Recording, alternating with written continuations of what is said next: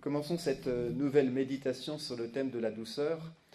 J'ai choisi de l'appeler « La douceur envers soi-même », mais j'ai conscience que c'est un titre un peu limité, parce que notre foi chrétienne nous invite à pas nous égocentrer. On l'est assez comme ça, donc c'est pas pour que la foi nous encourage davantage encore à nous regarder, à ressasser les choses en nous-mêmes. Hein. Donc on est vraiment dans cette logique dont je vous parlais par rapport à Saint Bernard. Nous sommes comme des vasques, nous ne pouvons donner que ce qui déborde. Et donc comment nous pouvons déborder de douceur envers nous-mêmes, d'une douceur qui certainement ne s'origine pas en nous-mêmes. Vous avez compris que c'est un peu quand même le fil directeur et comment l'ouverture ultime de nos réflexions. Mais en reconnaissant que s'il n'y a pas d'abord de la douceur envers nous-mêmes, qu'est-ce qu'on va pouvoir offrir aux autres? Voyez ? Aborder la douceur, c'est nécessairement accepter de se regarder soi-même. Tiens, sans doute nous pourrions se dire, tiens, dans les 24 heures passées, est-ce qu'il n'y a pas eu au moins un moment, une pensée, un comportement, une parole où j'ai manqué de douceur? Moi, si. Sauf quand je dormais, mais sinon, dans le reste de la journée, je me rends compte que j'en ai eu. Hein.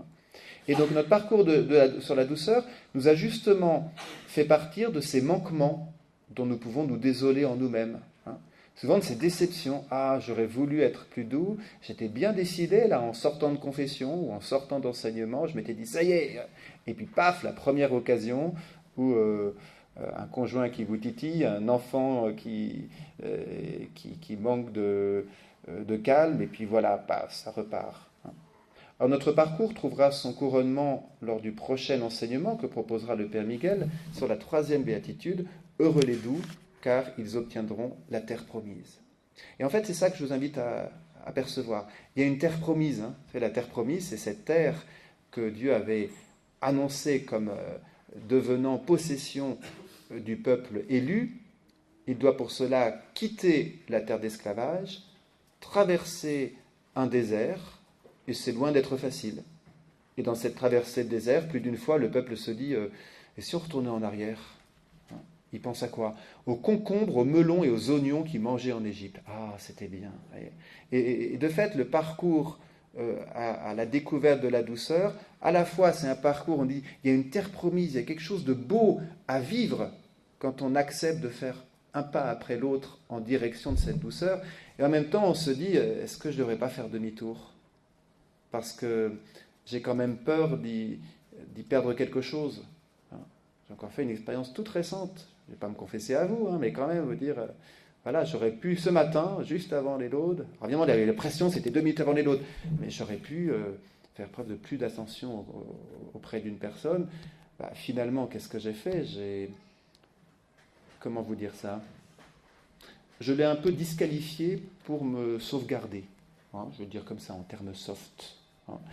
Et quand une tierce personne est intervenue en me disant j'ai disqualifié davantage encore la personne auprès de laquelle j'avais manqué de douceur. Voyez. Je me suis dit, mince quoi, je prêche la douceur et dès que j'ai eu l'opportunité de concrétiser ce que j'essaie de vous offrir de tout cœur, je me rends compte que je me prends encore les pieds dans le tapis. Et je me suis dit dans cette situation, ouais mais quand même. Donc j'ai pensé aux oignons et aux concombres de la terre d'Égypte en disant c'est quand même pas mal de renvoyer à la tronche de l'autre ces 4 vérités. Voyez. Et après, au moment de la messe, le Seigneur m'a fait comprendre que non, quoi. Puis une première lecture qui m'a bien marqué, là. Oh, les pasteurs, là, ne prenez pas soin des brebis chétives. Ah, merci Seigneur. Voyez. Bon, comme quoi, clairement, la douceur n'est pas un état. Si on le pense comme un état, évidemment, on restera dans la déception permanente du « je n'ai pas réussi ». La douceur, c'est un exode. Voyez. C'est le consentement à un exode pour aller vers une terre promise. Je crois que si on le voit comme ça, on risque d'abord de ne pas se désespérer, de ne pas y arriver tout le temps, de reconnaître que cet exode peut être difficile, il est dans une traversée de désert, et de reconnaître que nécessairement la situation initiale qui paraissait confortable, de fait, les Hébreux en Égypte, ils ont leur donné des concombres et des melons. Sauf que c'était pour qu'ils construisent les villes de Ramsès et compagnie, vous voyez. Donc c'était pour qu'ils servent de matière première, de main-d'œuvre pour la construction des projets égyptiens. Donc en fait, c'était peut-être qu'ils étaient nourris, mais sans liberté. Ouais. Et c'est là où on se dit, bah tiens, quand on veut retourner dans l'Égypte de la violence, oui, il y a une promesse de quelque chose qui peut paraître plus nourrissant, mais c'est en situation d'esclavage. Et le Seigneur ne nous veut pas esclaves, il nous veut libres. Et cette liberté commence certainement par une liberté intérieure. Et c'est pour ça que je vous propose cette méditation sur la douceur envers nous-mêmes. Parce que souvent, nous pouvons être portés, alors bien sûr, ça dépendra, ce que je vais vous dire, de vos caractères, de vos histoires personnelles, de vos psychologies, de vos blessures, de votre éducation, de tout ça, évidemment. Hein. Mais il me semble que souvent, nous pouvons être portés par une dureté d'insatisfaction personnelle. Sur ce que l'on est, sur ce que l'on aurait voulu être, sur ce que l'on a fait de sa vie. Une dureté de complexe qui nous ronge par rapport au corps des autres. Ah, j'aurais bien aimé avoir un nez plus fin que le mien. Ah, j'aurais bien aimé, bah voilà, j'ai le nez que j'ai, quoi, voyez. Et le complexe qui peut être intellectuel, complexe qui peut être sur la réussite professionnelle des autres, qui peut être sur ah, ils ont une nouvelle voiture et nous on n'a pas les moyens d'en changer, voyez. Et tout ça, ça peut se transformer en insatisfaction. Je ne suis pas assez bien, voyez. Dureté dans le regard sur nos erreurs du passé, qui vient entretenir des culpabilités dans lesquelles nous auto-enfermons. Dureté d'attendre trop de soi-même, sans accepter que, bah ouais, j'ai mes limites, quoi. Il y a des choses que j'arrive pas. Voilà. Et là, peut-être que mon emportement de ce matin, il tient au fait que le 15 août et compagnie, c'était quand même assez lourd, voyez. Attention, je ne suis pas en train de dire j'ai donc bien fait, mais de dire bah tiens, peut-être que je dois accepter aussi que là, j'étais dans une faiblesse de fatigue et au lieu de m'auto-décevoir en permanence, d'accepter que j'ai des moments où je suis fatigué, d'accord, voyez. Il arrive d'être un juge sévère envers nous-mêmes. Vous savez, on dit dans la discussion avec les autres, et peut-être notamment en couple, il y a le tu qui tue, hein, le tu accusateur. Ben, ce tu accusateur, on peut vraiment se le renvoyer à soi-même. Hein. Et se dire à soi-même, tu ne vaux rien, tu as encore raté, tu dois faire ça, il faut que tu correspondes à tel modèle, voyez. Et ce que je vous propose d'aller voir, c'est que ce manque de douceur envers nous-mêmes, c'est justement en partant de Dieu que nous pouvons le guérir. Pourquoi ? Parce que Dieu a à l'égard de nous-mêmes un regard beaucoup plus tendre, beaucoup plus bienveillant que celui que nous pouvons avoir à notre égard. Et souvent, on pourrait qualifier, me semble-t-il, le manque de douceur envers soi-même comme un manque d'ajustement au projet de Dieu. Le projet de Dieu n'est pas que je sois dur en permanence envers moi-même. Le projet de Dieu est de me laisser rejoindre par lui afin que la douceur qu'il est en personne puisse davantage me rejoindre, enfin je puisse me l'appliquer et qu'ainsi je puisse l'offrir aux autres. C'est très intéressant chez Benoît Trancurel de voir comment elle a résisté finalement. Vous vous rappelez, hein, Benoît, elle a quand même une difficulté envers elle-même, elle utilise un fouet pour mater son corps. Alors bien sûr, il y a un contexte spirituel même et culturel. Mais n'empêche, on sent chez Benoît une vraie dureté envers elle-même. Et cette dureté, elle va être comme encore davantage révélée par les apparitions dont elle est bénéficiaire. Sur la feuille, je vous ai mis 2 textes, le 1 et le 2, qu'on pourrait prendre ensemble, mais je les ai séparés parce que ce n'est pas la même année. Le premier est en 1664, c'est la première année des apparitions. Le deuxième est en 1672. Benoît a déjà 8 ans de rencontre, donc c'est quand même autre chose. Voyez ? Qu'est-ce qui est dit dans la première ? La très sainte Vierge lui tend la main. Benoît recule la sienne. Tiens, déjà, ce mouvement est intéressant. Voyez ? Quand le Seigneur veut nous approcher, alors bien sûr, Marie n'est pas Dieu, hein, mais comme elle est pure transparence à Dieu, quand on voit le comportement de Marie, on comprend qu'auprès de Benoît, c'est Dieu qui veut se manifester à elle de telle manière. La très sainte Vierge lui tend la main, Benoît recule la sienne.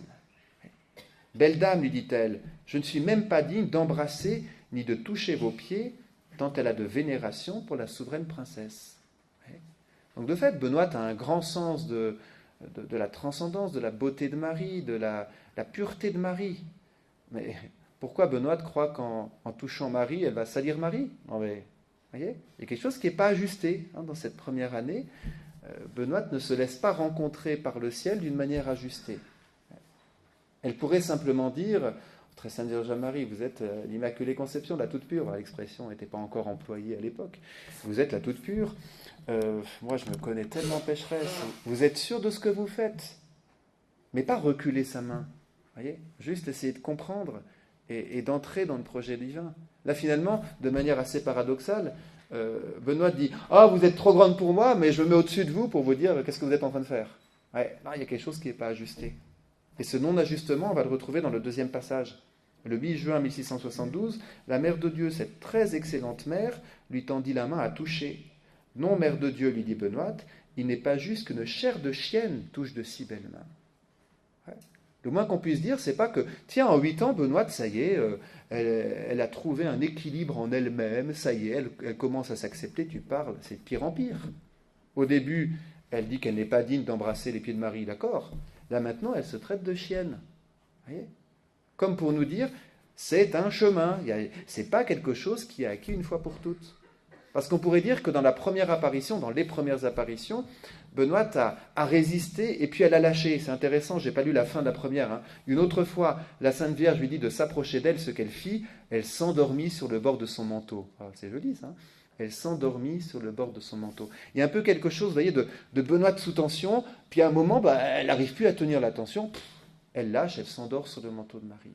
Tiens, c'est intéressant. Peut-être que pour consentir à être plus doux envers nous-mêmes en accueillant la douceur du ciel, il s'agit de lâcher cette tension et un peu de nous endormir sous le manteau de Marie, sous le regard de Dieu, trouver l'expression qui vous conviendra, hein, dans la douceur de l'Esprit Saint, en tout cas de se rendre compte qu'il y a un peu quelque chose à lâcher. J'aime pas trop l'expression lâcher prise, parce que je trouve qu'elle est employée tellement souvent maintenant qu'on y met un peu tout ou rien, enfin je sais pas trop.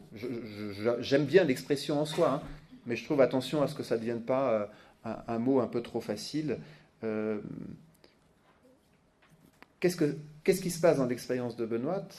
C'est qu'elle doit cesser un combat. Vous voyez, un peu des armes qui doivent lâcher. Je vous l'ai mis, j'anticipe un petit peu, mais ça me permettra d'en passer, de l'évoquer.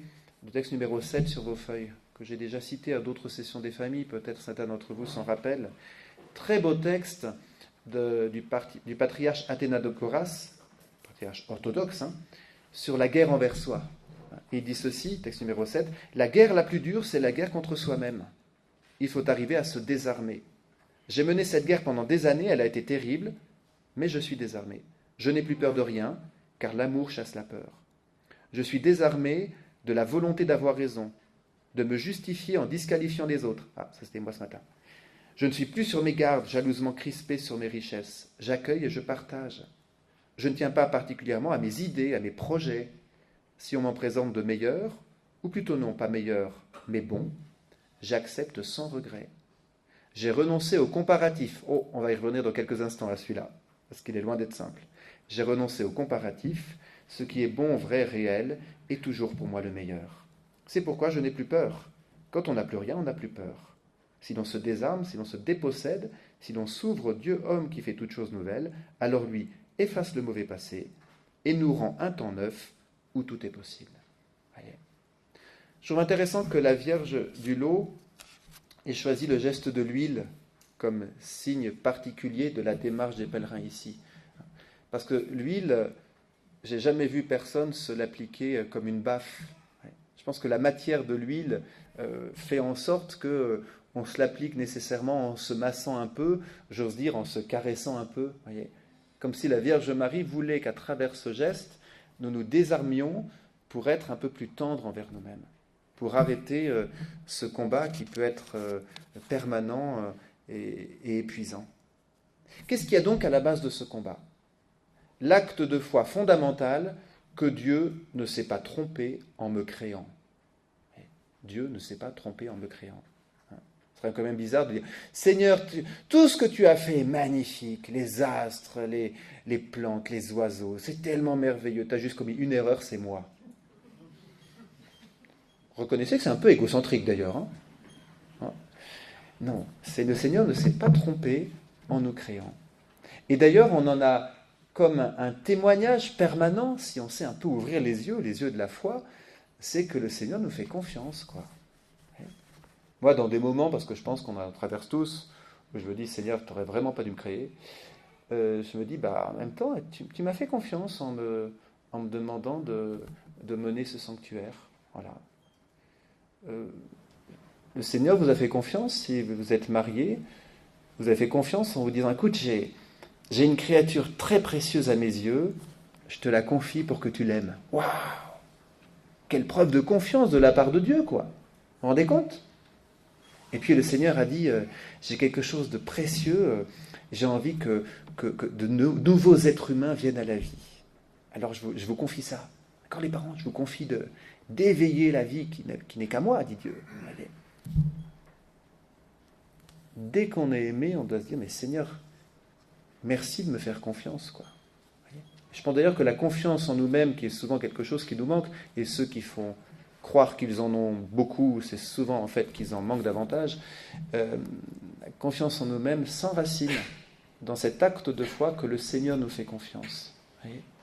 C'est toute l'histoire de Joseph.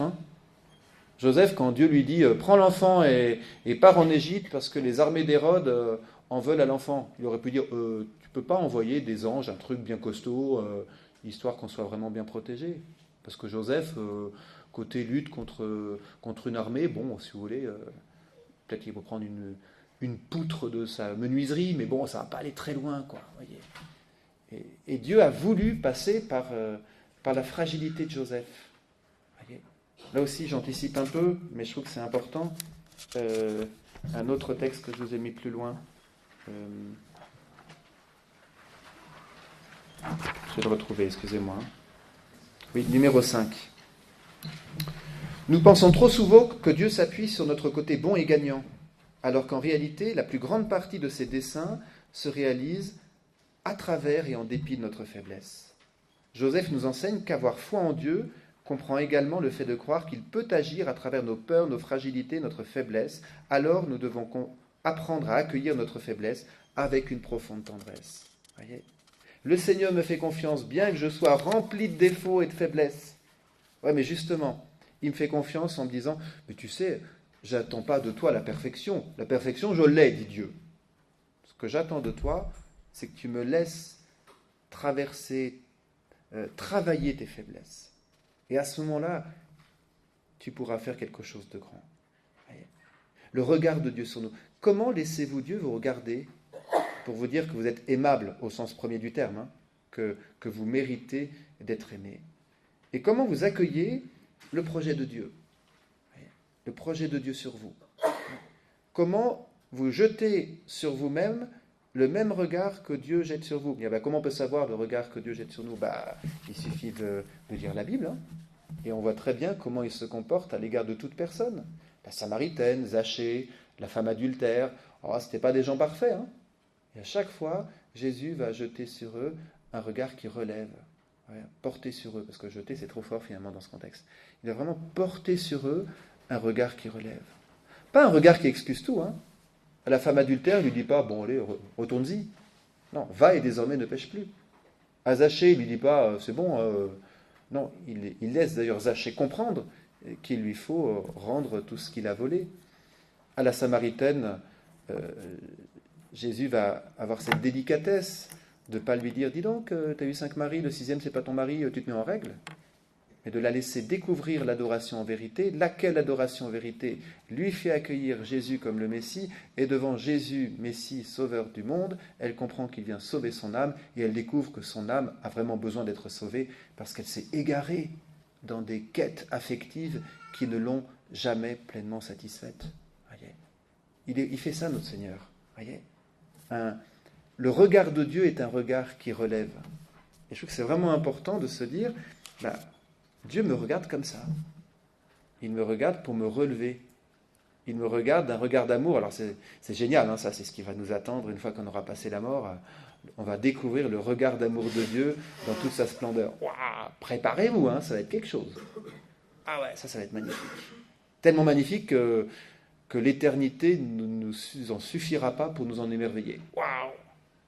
Voyez. Et donc, si Dieu me regarde avec un regard qui relève, dans la vérité, voyez, ce regard de Dieu relève pour remettre en vérité.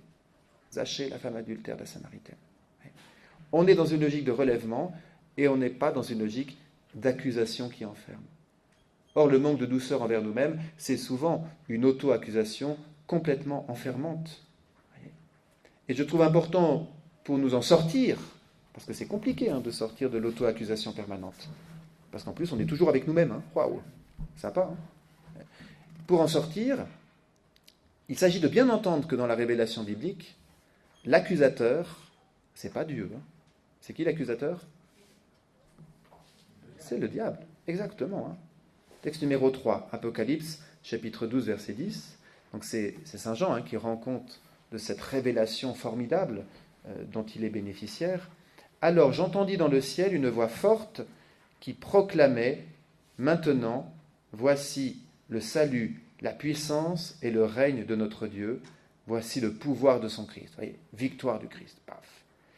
Car il est rejeté, l'accusateur de nos frères, lui qui les accusait jour et nuit devant notre Dieu. Voyez, le démon est celui qui nous accuse. Voyez, et en nous, il peut y avoir l'esprit du mal qui, à chaque fois, va nous accuser. Attention, je ne vous parle pas de la lucidité, ça c'est une démarche de l'Esprit Saint.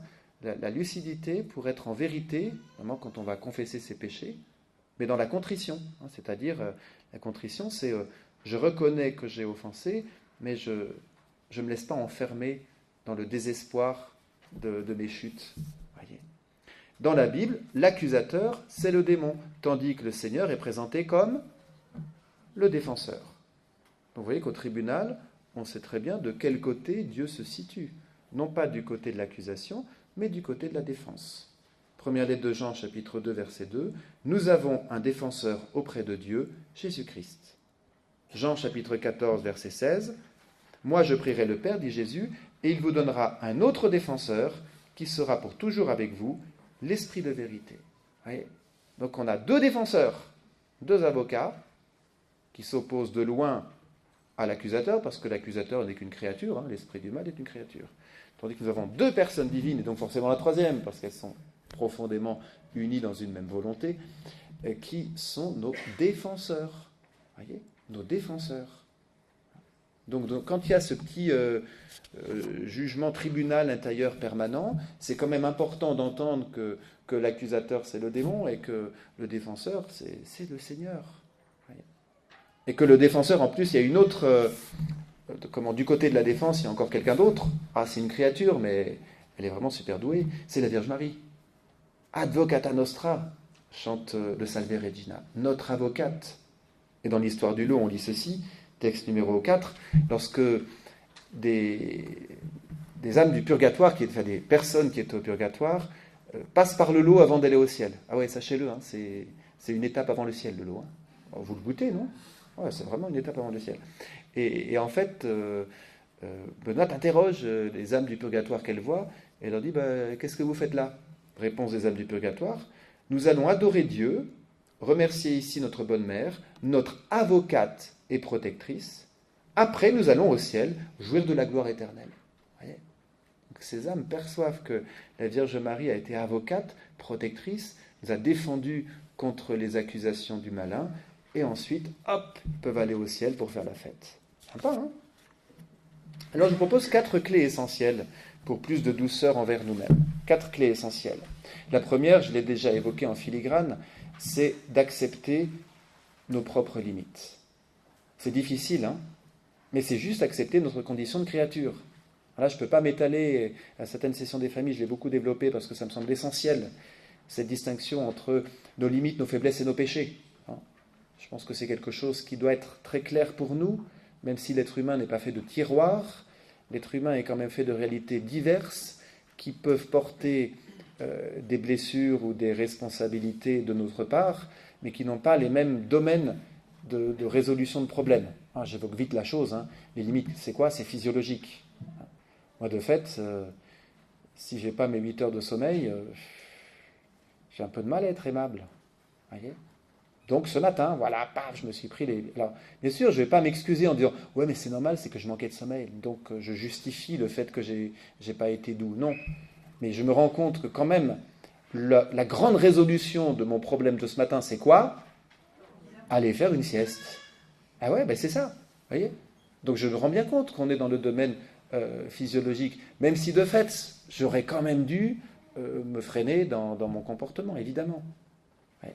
Mais le problème, il est pas spirituel, là, il est physiologique. Et à côté, vous avez le problème psychologique, ce sont nos faiblesses, qui sont à la fois les lieux souvent de nos fragilités, mais également ce qui nous a permis d'avancer et de donner le meilleur de nous-mêmes. Les faiblesses, ce n'est pas négatif. Hein. Est-ce que j'accepte que je sois faible? Oui. Et puis, le troisième domaine, c'est le péché. Et donc là, on sent bien que le péché touche la réalité grave, obscure, de nos complicités avec le mal. Quoi. Comment c'est possible qu'on soit complice du mal? Pourquoi je choisis de mentir alors que je sais très bien que le Christ est la vérité et que le démon est père du mensonge? Ah oui, mais dans telles circonstances? Ben non, telles circonstances ne vont pas faire que le mensonge deviendra légitime. Non. Même si ce n'est pas la même chose si un ami sort de chez le coiffeur avec une coiffure et vous lui dites « t'es bien coiffé » juste pour pas avoir de soucis. C'est pas la même chose qu'un mensonge qui va conduire quelqu'un en prison. D'accord. Il n'empêche, c'est quand même un choix de ne pas être pleinement en celui qui est la vérité. Ouais. Et donc je crois qu'il faut vraiment percevoir ce qu'il y a d'obscur dans nos péchés. C'est d'avoir consenti à créer un lien avec le mal, quoi. Voyez ? D'accord ? Limite, faiblesse, péché, je ne vais pas plus loin. Simplement, encore une fois, il me semble vraiment que c'est une clé essentielle pour avancer dans la douceur envers soi-même que d'accepter nos propres limites. Je vous renvoie de nouveau au texte du pape François que j'avais un peu anticipé. Le Seigneur aime à se servir de ces faiblesses qui sont les nôtres, parce que justement, saint Paul l'aura compris, lorsque je suis faible, c'est alors que je suis fort. Je ne mets pas mon orgueil dans mes réussites. Je reconnais que c'est là que le Seigneur peut vraiment travailler et que c'est sa gloire à lui qui se manifeste. Deuxième clé pour plus de douceur envers soi-même, ne pas rester bloqué sur notre passé. C'est dur de laisser le passé derrière soi. On a beau l'avoir confessé, d'une certaine manière, quand on l'a confessé, il a été remis à Dieu, mais je crois qu'on garde une culpabilité qui fait que c'est à nous-mêmes que nous ne nous pardonnons pas. Et c'est là où le sacrement du mariage, oui, il est très beau le sacrement du mariage, mais c'est là où le sacrement de la confession est très beau, c'est que nous confessons, je vous l'ai déjà dit, l'anéantissement du mal par la puissance du Seigneur grâce à la croix sur laquelle il a tout porté. Voyez. Donc de fait, je ne peux plus culpabiliser sur quelque chose qui a été anéanti. Alors, bien sûr, il y a peut-être des conséquences qu'il faut que j'assume, que je répare, voilà. Mais l'acte même a été anéanti par la puissance miséricordieuse de Dieu. Attention, je ne suis pas en train de vous dire, puisque l'acte est anéanti, il n'y a pas la justice qui doit se faire. La justice doit se faire, j'en parlais avec certains d'entre vous, la justice touche à ce qui est dû. Le pardon touche à pardon, donc par-delà ce qui est dû. Donc si on ne donne pas en justice ce qui est dû, on va donner en pardon ce qui est dû. Non, il y a quelque chose qui ne va pas. Donc il faut une première étape qui est la justice, ce qui est dû. Et après, par-dessus, on peut faire un chemin pour aller par le dû, le pardon. Donc ne pensons pas que être doux, c'est renoncer à la justice. Ce serait quelque chose d'injuste. On ne peut pas encourager quelque chose d'injuste. Voyez. Troisième piste pour plus de douceur envers soi-même. Ouais, vous allez me dire, ouais, évidemment, mais une fois qu'on l'a dit, qu'est-ce qu'on a fait comme pas? Se laisser aimer. En fait, je pense que c'est quand même très important. Se laisser aimer. Quand des gens nous disent je t'aime, ou quand ils manifestent leur amour à travers les différents langages de l'amour que vous connaissez sans doute, il s'agit pour nous de les accueillir et pas de se dire ils se trompent s'ils savaient. Voyez, il ne faut pas discréditer les autres quand ils nous disent que nous méritons d'être aimés. Or, des fois, le manque de douceur envers nous-mêmes, ça peut être de dire bon, j'accueille la parole de l'autre quand il me dit je t'aime, j'accueille le cadeau qu'il me fait pour me manifester de l'amour, mais au fond, moi-même, je sais très bien que je ne suis pas aimable. Si vraiment il connaissait le fond de mon cœur, jamais il ou elle ne m'aimerait. Voyez ? Se laisser aimer. C'est à la base de l'attitude spirituelle. Qu'est-ce que le Seigneur nous demande en premier ? C'est de nous laisser aimer par lui.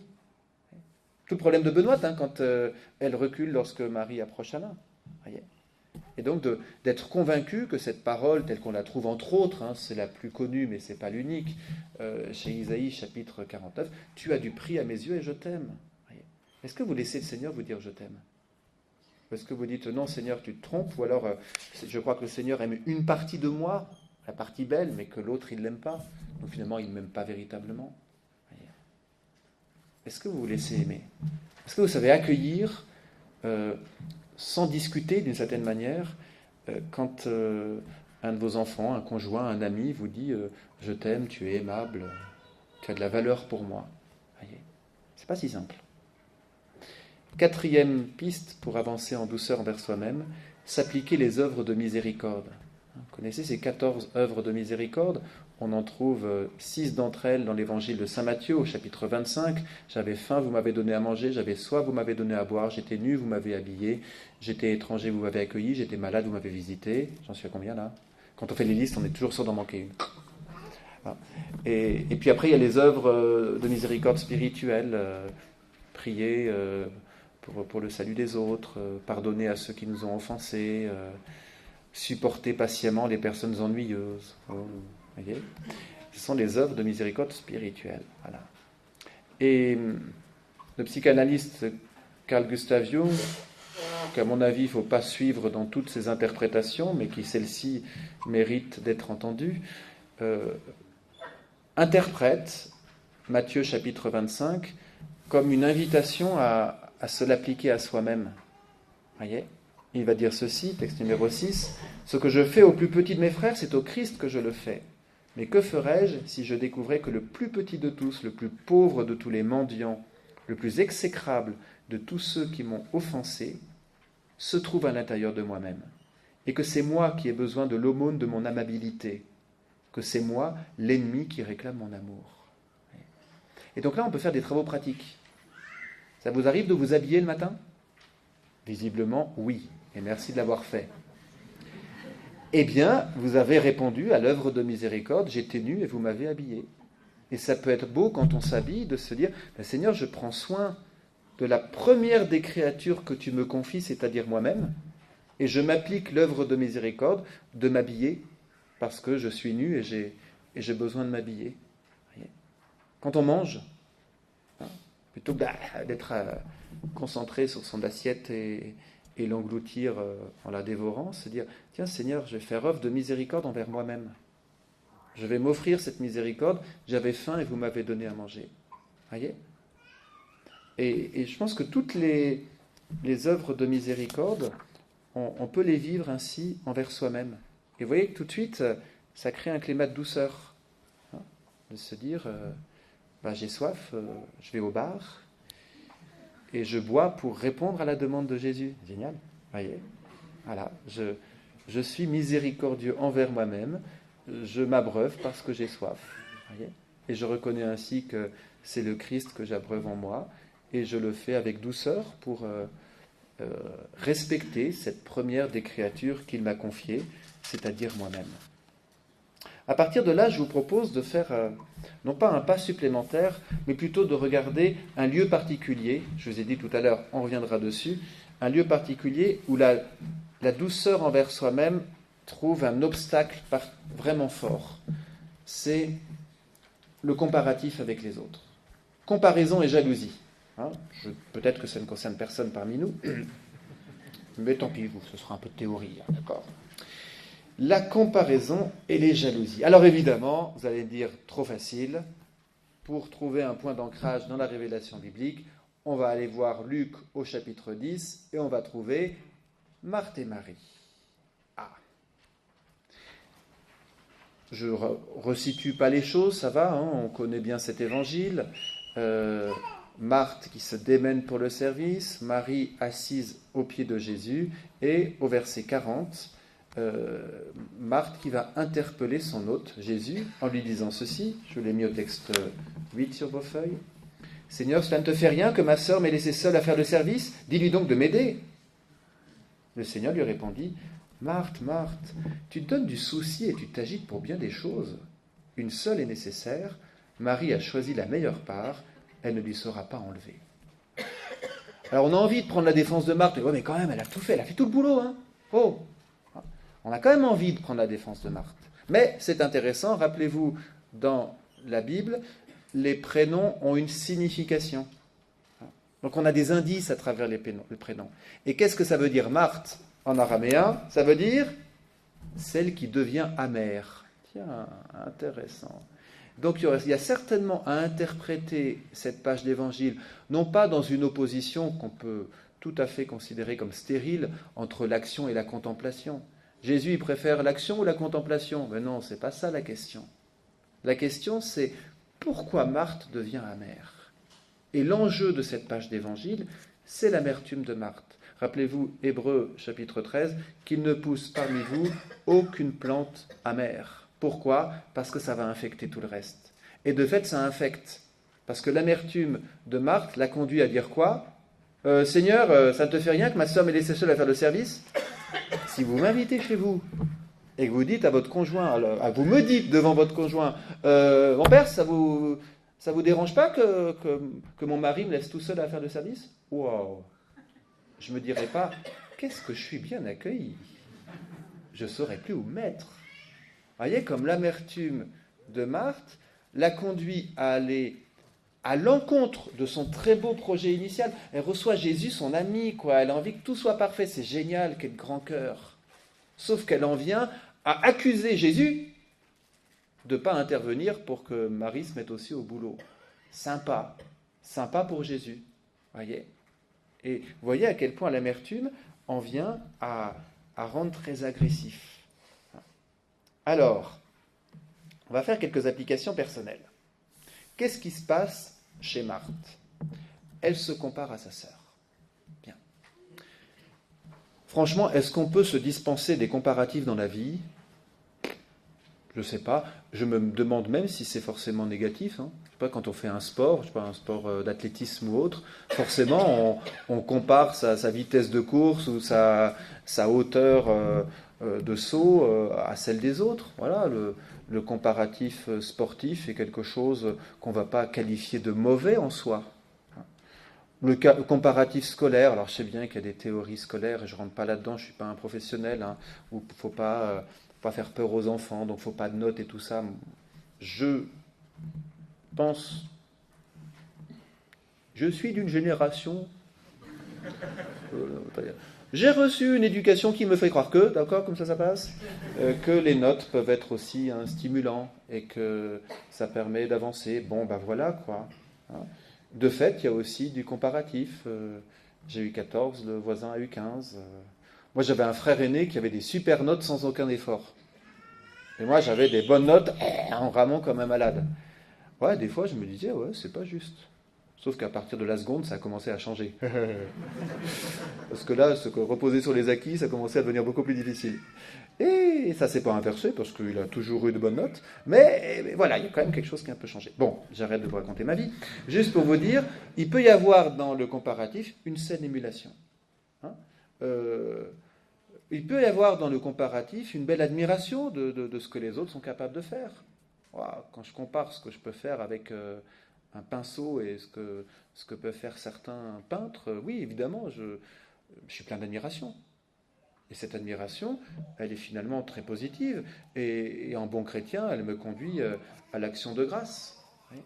Sauf que, dans un certain nombre de cas, la comparaison va me placer dans un état de tristesse, un état de dénigrement envers moi-même, qui va être le lit, justement, d'un manque de douceur, d'abord envers moi, en ne m'acceptant pas comme je suis, et par conséquent, débordant, comme Marthe, en manque de douceur, à l'égard de sa sœur, à l'égard de Jésus.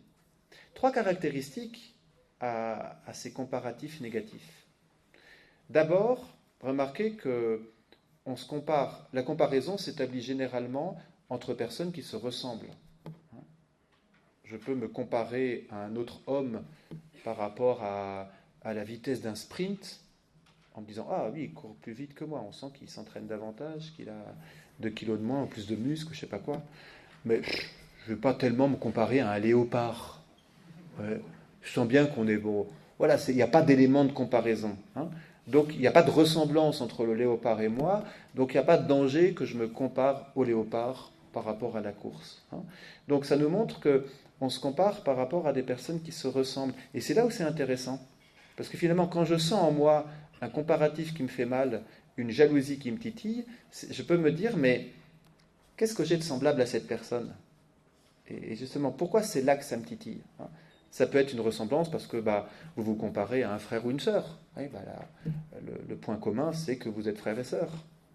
Ça peut être une ressemblance parce que vous êtes une jolie famille versaillaise et vous vous comparez à d'autres familles versaillaises. Vous voulez ressembler aux familles versaillaises qui n'existent pas en soi comme prototype. Vous voyez ? Non mais, pardon, je dis Versaillais, vous voyez, ça marche aussi avec d'autres villes, moins bien, mais ça marche aussi. Donc quand la comparaison vient nous titiller, je pense qu'il faut quand même se dire, mais quel est ce semblable que je reconnais à l'autre et qui vient finalement me déranger. C'est la première caractéristique. Deuxième caractéristique, en fait, le comparatif et la jalousie sont révélateurs de quelque chose qui m'intéresse particulièrement. Les timbres, c'est pas du tout mon truc. Je vais pas jalouser un passionné de philatélie. Pas du tout. Donc je vais plutôt jalouser un prêtre qui fait des super enseignements. Je vais dire, waouh, il est vraiment doué. Parce que c'est un sujet qui m'intéresse, donc forcément, je vais me comparer par rapport à un domaine d'intérêt. Marthe, son intérêt, c'est de pouvoir bien accueillir ses hôtes. Donc forcément, sa manière de se démener et de se comparer à sa sœur, qui est dans un immobilisme qui la dérange, l'interroge par rapport à ce diplôme d'hôte parfaite qu'elle espère obtenir. Voyez ? Donc, quelles sont, à travers comparaison et jalousie, quelles sont mes préoccupations qui sont mises au jour ? Voyez ? Je veux montrer quoi ? Et on arrive à la troisième caractéristique. Nécessairement, comparaison et jalousie font intervenir le regard d'un tiers. C'est par rapport aux autres. Et là, il y a toute la question du regard des autres qui est interpellée. Est-ce que je suis libre à l'égard du regard des autres ? Bon. Si quelqu'un répond oui, je dirais, vous êtes vraiment sûr ? On ne l'est jamais totalement. Mais là encore, le regard des autres peut être constructif, même s'il est critique, parce que c'est aussi ce qui nous permet d'avancer.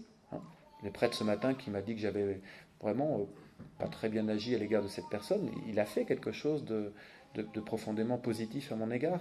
Voyez ? Et donc il y a certainement une clé précieuse pour avancer sur le chemin de la douceur envers soi, envers les autres, faire le point sur l'importance que nous accordons au regard des autres. Pourquoi c'est important que de l'extérieur, les gens disent « cette famille-là, elle est bien ». Pourquoi c'est important ? En quoi ça doit être un centre de gravité de votre manière de vivre, de vos choix et tout ça ? Nous sommes dans une vie sociale, on ne peut pas mettre de côté le regard des autres. Mais on peut se demander si c'est le regard des autres qui doit être le fondement de notre agir. Voyez ? Voilà pour ces trois caractéristiques. Mais on va aller encore plus en profondeur. Parce qu'en fait, d'une manière ou d'une autre, enfin je dirais plus ou moins consciemment, il y a certainement quelque chose dans notre logique et comparaison qui va s'enraciner dans notre rapport à Dieu. Voyez ? En fait, quand je suis jaloux, je dis d'une certaine manière à Dieu, pourquoi tu as donné ça à l'autre et pas à moi ? Voyez ? Dieu qui peut tout, il aurait pu me combler de tout ce qui me semblait juste, physiquement, financièrement, comme parcours de vie. Voyez ? Donc quand il y a jalousie et comparaison, est-ce que ça ne s'enracine pas dans un rapport à Dieu qui interroge ce qu'il a fait de moi ? Tiens, prenons l'exemple type de la jalousie dans l'Ancien Testament. Tiens, ce serait quoi d'ailleurs ? Vous diriez quoi ? Caïn et Abel, oui. Ce qui est très intéressant dans le récit de Caïn et Abel, c'est que d'une certaine manière, c'est Dieu qui provoque la jalousie de Caïn. Voyez ? Texte numéro 9. Genèse chapitre 4, verset 3-7. Au temps fixé, Caïn présenta des produits de la terre en offrande au Seigneur. Caïn comme Abel vont exploiter ce que Dieu leur a donné l'un du côté agricole, l'autre du côté des bestiaux, et ils vont présenter à Dieu le fruit de leur travail. Magnifique! Autant fixé qu'Caïn présenta des produits de la terre en offrande au Seigneur. De son côté, Abel présenta les premiers-nés de son troupeau en offrant les morceaux les meilleurs. Le Seigneur tourna son regard vers Abel et son offrande, mais vers Caïn et son offrande, il ne le tourna pas. Bah, Seigneur, pourquoi tu as fait ça? C'est quand même pas compliqué de tourner des deux côtés.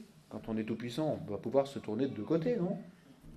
Caïn en fut très irrité. Bah tiens, et montra un visage abattu. Le Seigneur dit à Caïn, « Pourquoi es-tu irrité? Pourquoi ce visage abattu ?»« Devine, Seigneur. Je te laisse deviner par toi-même, qui est tout puissant et omniscient. Devine pourquoi je ne suis pas content. » Voyez? Pourquoi le Seigneur n'a pas accepté l'offrande de Caïn comme celle d'Abel? Ou plutôt, pourquoi le récit biblique nous est offert? Qu'est-ce qu'il veut nous faire comprendre à travers cette histoire de Caïn et Abel? Sinon que cette jalousie et finalement blessure d'amour dans le rapport à Dieu. Pourquoi Dieu, source de tout bien, a-t-il donné des choses à d'autres et pas à moi? Pourquoi a-t-il donné une beauté resplendissante à mon voisin, une intelligence magistrale à mon frère mais pas à moi, une famille si unie à mes voisins et pas à nous, des ados si paisibles à mes confrères et pas à moi? Pourquoi? Et pourquoi? Pourquoi Dieu n'a pas donné la même chose à tout le monde? Pourquoi il s'est comporté des fois envers moi? Bon, peut-être que des fois il s'est comporté comme envers Abel, mais des fois je trouve qu'il s'est comporté comme envers Caïn. Et il ne m'a pas donné ce qui aurait pu me permettre d'être, je sais pas, plus épanoui, plus heureux. Je sais pas. Et donc, je vais jalouser ce qu'ont les autres. Voyez? Dieu fait des choix. Et c'est là où le récit de Caïn et Abel me semble intéressant. Et l'interpellation de Dieu n'est pas ironique. L'interpellation de Dieu, elle vise à aider Caïn, prototype du jaloux, à se dire « Tu n'as pas reçu la même chose, mais est-ce que tu sauras reconnaître ce que tu as reçu ?» Voyez, est-ce que tu sauras reconnaître ce que tu as reçu? Dieu fait des choix différents avec un être humain et avec un autre. Pourquoi? Parce qu'il est Dieu. Et Dieu ne crée pas à la chaîne. Et c'est là où c'est intéressant, parce que rappelez-vous, les critères de comparaison, c'était par rapport à des catégories. Et qu'est-ce que le récit de Caïn et Abel nous invite à découvrir? En fait, Dieu ne crée pas de catégories. Dieu ne crée que de l'unique. Voilà. Nous ne sommes pas créés comme catégories, nous ne sommes pas créés dans des moules, nous sommes créés de manière absolument unique. Et c'est ce qui doit nous émerveiller quand même dans toute créature humaine, de se dire c'est quand même impressionnant comme le Seigneur a voulu faire de chacune et chacun d'entre nous un être unique. Voyez. Et finalement, comparaison et jalousie, c'est une forme de déni de cette unicité, de cette originalité personnelle que nous avons. Et donc, une des clés, certainement, pour guérir nos jalousies, c'est quoi?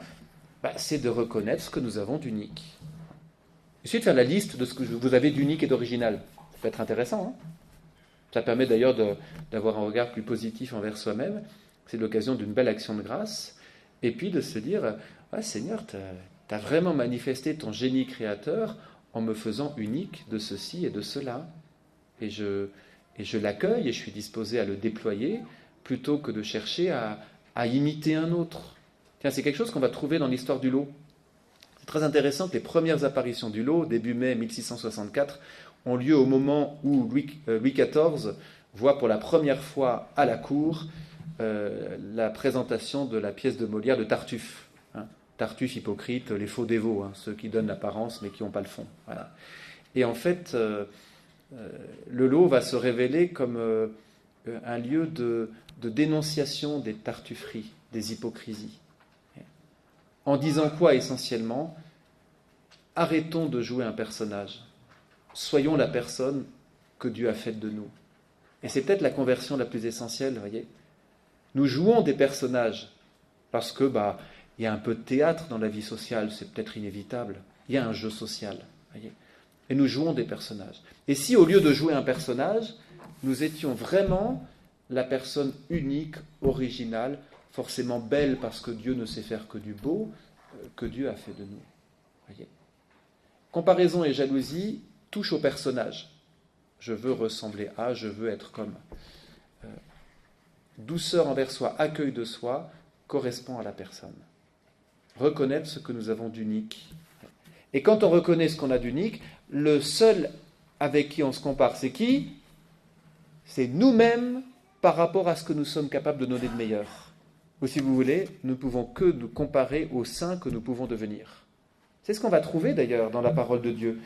Lettre aux Galates, chapitre 6, verset 4 au numéro 10. Que chacun examine sa propre action. Pas celle du voisin, hein. Que chacun examine sa propre action. Ainsi, c'est seulement par rapport à lui-même qu'il trouvera ses motifs de fierté et non par rapport aux autres. C'est encore une des vertus de la confession d'ailleurs. En s'examinant soi-même, on découvre, non seulement on vient déposer toutes nos complicités avec le mal, mais on découvre aussi le chemin de cette sainteté unique qui est propre à moi parce que je suis unique. Vous savez que le pape François insiste beaucoup là-dessus. Il dit, il n'y a pas de saint copier-coller. Voilà. Nous sommes forcément des saints de manière totalement unique. Et donc les saints, on l'a vu quand on a parlé de la douceur des saints, ne sont pas faits pour être copiés, mais pour nous inspirer. Tiens, est-ce que ce n'est pas encore une clé pour sortir des jalousies et comparaisons? Transformer les comparaisons en inspiration. Il y a quelque chose, c'est telle personne qui vous touche, plutôt que de dire « je ne l'ai pas », comment ça peut m'inspirer? Comment ça peut me conduire à être davantage saint ou sainte? À davantage déployer ce côté profondément unique que Dieu a fait de moi. Voyez?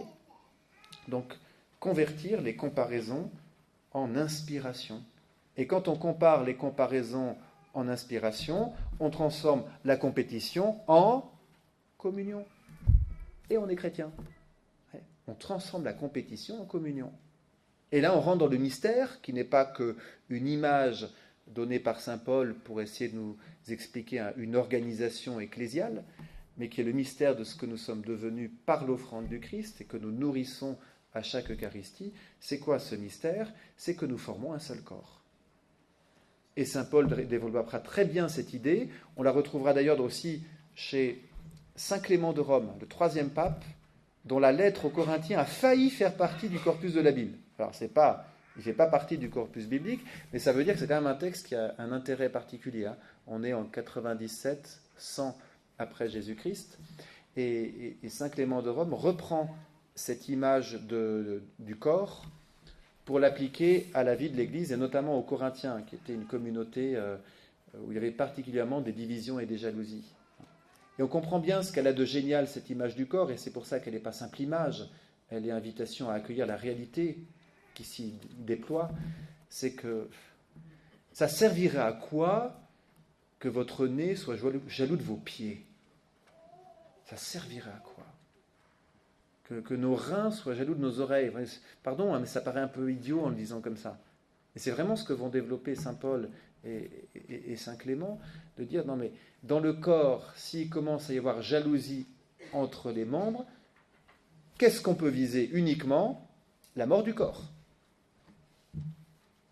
Ce qu'on demande à l'oreille, c'est pas de devenir poumon, c'est d'être une bonne oreille. Voilà, c'est tout. Voyez.